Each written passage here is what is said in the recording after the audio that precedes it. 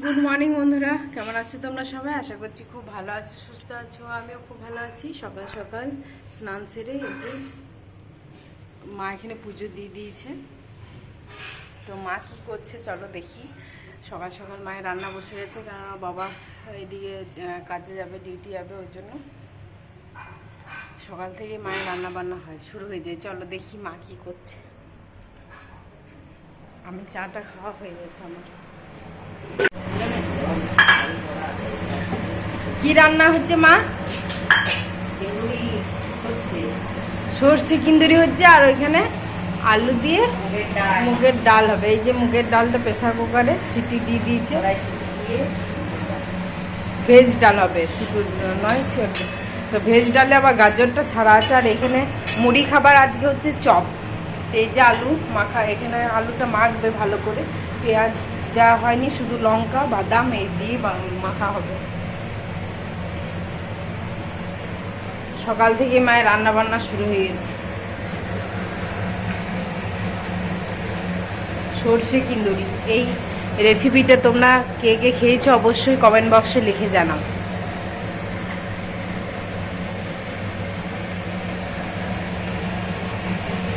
চিনি চলে গেল, একটু পরিমাণে লবণ। কিন্দুরিগুলো আগে সেদ্ধ করা হয়েছিল, তারপর সর্ষে দিয়ে একটু নাড়াচাড়া করে নিলে মিষ্টি দিয়ে নামিয়ে দিতে হবে।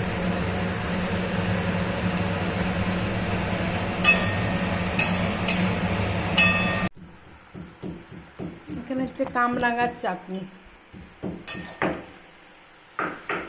কামরাঙার চাটনি আজ ফার্স্ট টাইম খাবো, দেখি কেমন লাগে।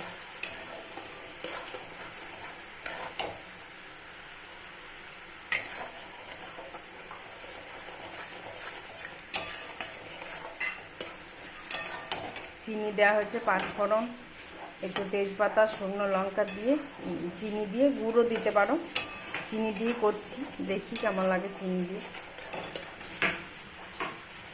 একটু টান হয়ে এলে নামিয়ে দেবো। এখানে বাবা সমস্ত দোকানে জিনিসপত্র নিয়ে এলো, আর মা সেগুলোকে গুছিয়ে সুন্দর করে রাখবে জায়গা মতো, ওই জন্য সব বের করেছে একবার।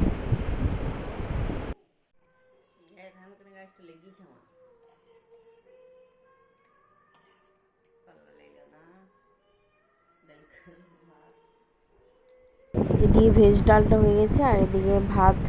সবজিগুলো একবার তোমাদেরকে দেখিয়ে দিই। ভাত, এখানে আছে আলু পোস্ত, আর এদিকে চাটনিটা বানানো হলো কামরাঙা দিয়ে। প্রথম আমি ট্রাই করব, আগে কখনো খাইনি কামরাঙা চাটনি। আর ওই তো সর্ষে কিন্দুরি, এটাই আজকে মেনুতে আছে। আর ওদিকে আছে ডিমের ঝোল। এইদিকে এটাই ছিল লাঞ্চের মেনু। আর আলুগুলো এটা হবে সন্ধ্যাবেলায়। তোমাদেরকে আমি দুপুরে খাওয়ার পর আসিনি, সন্ধ্যাবেলায় এই যে আলু কেটে নিয়েছি। আর আতপ চাল দিয়ে পোলাও হবে, গোবিন্দভোগে আতপ। আর আলুটা দিয়ে বড় বড় করে কেটে নিয়েছি আলুগুলো। আলু দিয়ে হবে আলুর দম। আলুর দম হবে না, পনির আলু দিয়ে সবজি হবে। তো চলো রেডি করে নিই। চালটা ভালো করে ধুয়ে নেব, পরিষ্কার করে জলের মধ্যে ধুয়ে নেব, কারণ অনেকটা পোকা মাকড় থাকে, ওই জন্য বারবার একটু কচলে ধুতে হবে। 2-3 বার 4 বার করে ধুতে হবে, তাহলে পরিষ্কার হয়ে যাবে। একটু আগে থেকে ভিজতে দিলে ভালো হতো। তো আধা ঘন্টা তোমরা রেস্টে রাখবে ভেজানোর পর, নুন হলুদ মাখিয়ে। আমি কোনো ফুড কালার ইউজ করিনি, প্লেন নুন হলুদ মাখিয়ে রেখেছিলাম। তো আমি রেস্টে রাখতে পারিনি, আধা ঘন্টা মতো রেস্টে রাখলে ভালো হয়। তোমরা যখন বাড়িতে করবে আধা ঘন্টা রেস্টে রাখবে, তাহলে একটু ভালো হবে, গোটা গোটা থাকবে চালটা। আর একটু ঘি মাখিয়ে দেবো, ঘি একটু মাখানোর সময় দিলাম। আবার কড়াইতে যখন করব তখনও ঘি দিতে হবে। আর ঘিয়ের সেন্টটা আলাদা একটা দারুণ সেন্টটা মাধুর্যতা আনে। আর গোবিন্দভোগে এমনিতেই গোবিন্দভোগের সেন্ট মহমহ করে বাড়ির মধ্যে। আর এই আতপ চাল পোলাওটা খুব সুন্দর লাগে আমার। ফ্রায়েড রাইসের থেকে আতপ চালের এই পোলাও বেশি ভালো লাগে খেতে। তোমাদের কেমন লাগে বন্ধুরা অবশ্যই কমেন্টে লিখে আমাকে জানিও। এবার সুন্দরভাবে চালটাকে বেশ মাখানো হয়ে গেল। তারপর এদিকে পনির আর আলুটা এটা আগে করে নেব। আলুগুলো একটা সিটি দিয়ে প্রেসার কুকারে সেদ্ধ করে নিয়েছি। তোমরা একটু কষিয়ে নাড়াচাড়া করেও করতে পারো, তো আমার একটু তাড়া ছিল বলে করে নিয়েছি। আর এদিকে মশলা বেটে নিয়েছিলাম, পনিরটাকে এখন কাটবো। আর এদিকে মশলা করে নিয়েছি, কাজু, আদা, পোস্ত আর একটু গোটা জিরে। তারপর এই যে কড়াইয়ে ঘি দিয়ে দিয়েছি, একটু কাজু কিশমিশ ছিল, কাজু কিশমিশগুলো ভেজে নিয়ে তেজপাতা, লবঙ্গ সমস্ত কিছু দিয়েছিলাম। ওর মধ্যে চালটা নাড়াচাড়া করে নিয়ে কাপ চাল দিয়েছি তার ডবল জল দিতে হবে। 2 কাপ চাল নিলে 4 কাপ জল, আর 4 কাপ চাল নিলে 8 কাপ জল, এরকমভাবে ডবল করে জলটা দিতে হবে। সেটা হবে গরম জল, খুব ফুটন্ত না হলেও হবে, একটু গরম জল দিলে ভালো হবে। ঠান্ডা জল ইউজ করো না তোমরা, গরম জলই ইউজ করবে।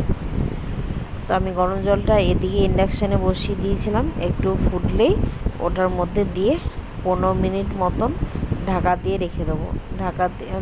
ঢাকা না দিলেও হতো, কিন্তু আমি ঢাকা দিলাম তাড়াতাড়ি হওয়ার জন্য। আর যেহেতু মেঘ ডাকছিল বাইরে, বৃষ্টি হওয়ার সম্ভাবনা ছিল, ওই জন্য তাড়াতাড়ি রান্নাটা সারছিলাম, নাহলে লাইন চলে যেতে পারে ওই জন্য। আর এইদিকে কড়াই বসিয়ে দিয়েছিলাম আলুর দমটা। প্রথমে কড়াই তেল দিয়ে দেবো, পনিরগুলোকে সুন্দর করে ছোট ছোট টুকরো করে, পনিরটা ঘরেই বসানো তো ছোট ছোট করে কেটে নিয়েছি। এদিকে তেল দিয়ে দিলাম পরিমাণ মতন। আর এদিকে আমার পোলাওটাও অর্ধেক চলছে রেডি। এদিকে চিনিটা দিয়ে দিচ্ছি, চিনিটা পরিমাণ মতো দিলাম। আর একটু কম মিষ্টি খাবো বলে কম মিষ্টি দিলাম। তোমরা চিনিটা তোমাদের পরিমাণ মতন ইউজ করবে, তোমরা যে যেমন পরিমাণে খাও সেরকম পরিমাণে মিষ্টিটা ব্যালেন্স করে দেবে। তারপর একটু চিনিটা মরে এলে নামিয়ে দেবো।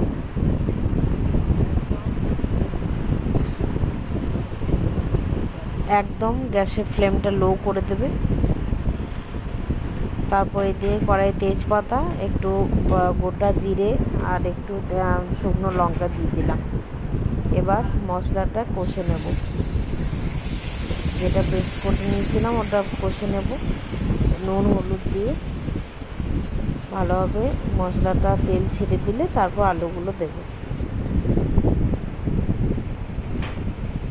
এই যে বাটি ধোয়া জলটা, এটা স্বাদ আলাদাই, শিলে বাটা মশলার আলাদা একটা স্বাদ আছে। তাহলে বন্ধুরা আজকের মতো এই পর্যন্ত।